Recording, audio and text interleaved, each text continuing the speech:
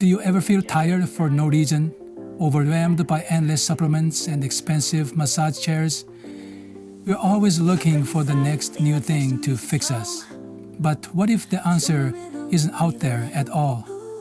You don't need any expensive equipment. You don't need difficult knowledge. Because the power to heal yourself isn't external. It has always been right here, in your own hand.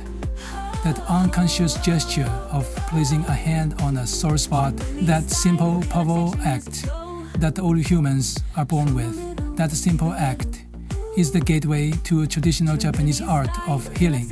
It is called TEATE, which literally means to place the hand.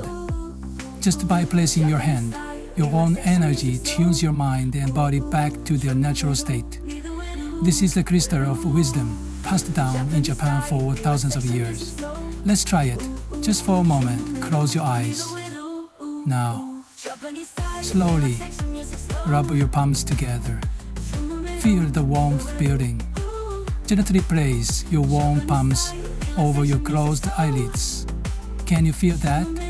That gentle heat, melting away the tension. That is the beginning of your journey into TEATE.